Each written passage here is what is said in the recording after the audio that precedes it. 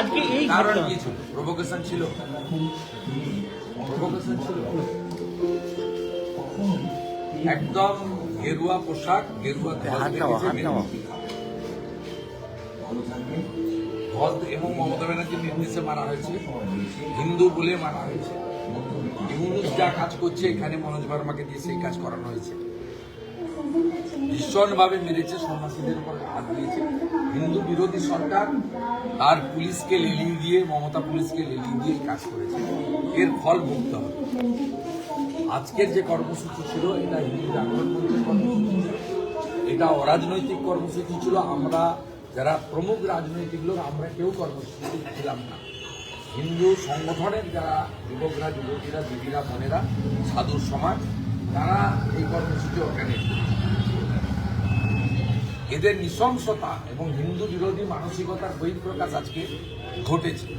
তারা যদি জমায়েতকে সরিয়ে দিতে চাইতো জল কামান ব্যবহার করতে পারত, কিন্তু মারবে বলে যে আমরা হিন্দু বিরোধী সরকার, পুলিশ হিন্দু বিরোধী, যারা যারা মেরেছে পুলিশগুলোর আইডেন্টিটি আমরা বের করব, নামের তালিকাও প্রকাশ করে দেব। এরা যাতে হিন্দু সমাজে ঘৃণিত হয় তার জন্য যা ব্যবস্থা করা হচ্ছে। এখনো যদি লালবাজারে 8 থেকে 9 জন এখনো আটক করে রেখেছেন, শোনা যাচ্ছে, শুক্রবার পর শোনা যাচ্ছে কেস দায়ের করা। কেস করবে, এর আগেও করেছে। যারা অভয়ার মাকে মারতে পারে, আজকে সাধু সমাজকে মারতে পারে, এটা সবই পারে করে কেস করুন, জামিন করাবো। আমাদের লোক পশ্চিমবাংলার হিন্দুরা ঝুঁকনেওয়ালা নেই, ঝুঁকবেও না, আত্মসমর্পণও করবে না, ভয়ও পাবে না। মমতা ব্যানার্জি জেনে রাখুন, হিন্দুরা জেগে গেছে, আপনার সময় হয়ে গেছে। আর কতদিন সনাতনীদের এইভাবে মার খেতে হবে? যতক্ষণ মমতা আছে। সুবিধা এইখানে যা হচ্ছে আমরা তো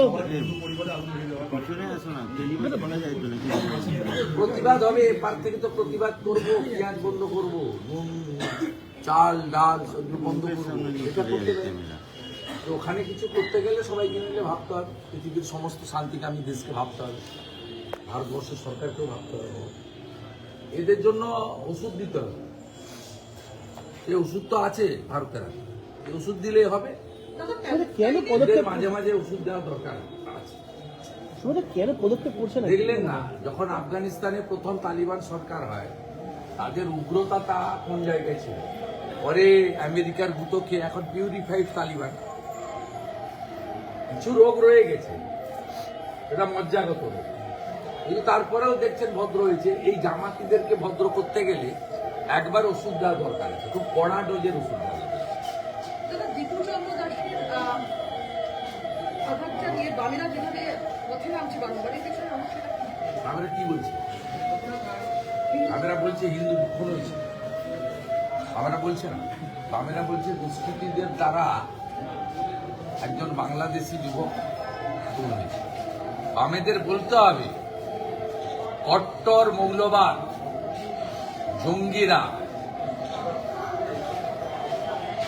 ধর্মান্ধরা তাদের উন্মত্ততা দেখিয়েছে এবং হিন্দু বলেই নিরীহ নিষ্পাপ, তার বিরুদ্ধে কোনো অভিযোগের প্রমাণ ছাড়া তাকে জীবন্ত চালিয়েছে। এই কথাটা যেদিন বামেরা বলবেন সেদিনই আমরা বুঝব ঠিক রাস্তায় আসার চেষ্টা করছে। সেকুলারিজম শব্দের কোনো স্থান নেই। সেকুলারিজমের নামে হিন্দু নিধন, হিন্দু অত্যাচার, হিন্দু মা বোনেদের উপরে লাভ জিহাদের নামে যে অত্যাচার চলছে, এটা বৃহত্তর ষড়যন্ত্রের অংশ। এই বিষয়ে বামেদের কোনো স্পষ্ট ব্যাখ্যা নেই। যখন পায়েলগামে বস্ত্র সরিয়ে কলমা পড়তে না পারার জন্য হাতে তাগা দেখে হিন্দুদের খুন করা হয়, সেদিন বামেরা পাকিস্তানে বোম পড়লো কেন, জল বন্ধ কেন, জবাব চাই, জবাবটা বলেছে।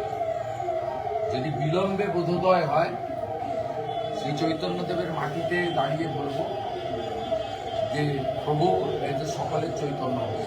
দাদা ওরা এখনো এরা বলে যাচ্ছে মমতা বন্দ্যোপাধ্যায় সরকার আমাদের ফাঁসিয়েছে এই অদর্শন মানে যারা শামশেরগঞ্জের জোড়া খুনে যারা অভিযুক্ত হ্যাঁ, ঠিকই বলছে। এখনো বলে যাচ্ছে। মমতাই তো বলেছে আন্দোলন করো।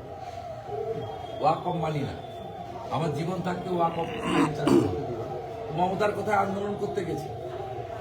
তারপরে মজ্জাগত রোগ অনুযায়ী পশু কাটার অস্ত্র দিয়ে হরগোবিন্দ দাস চন্দন দাসকে খণ্ড খণ্ড করে কেটেছে।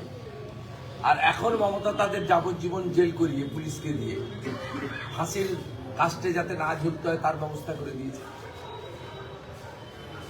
মমতা বন্দ্যোপাধ্যায় চোরকে বলে চুরি করতে আর গৃহস্থকে বলে সাবধান থাকতে। এটা তার দীর্ঘদিনের রোগ, একটা রেজিস্টার্ড মিথ্যাবাদী সবাই জানে। দাদা আপনি বারবার করে একটা জিনিস বলেছিলেন। আমার আরো একটা বড় মিথ্যা।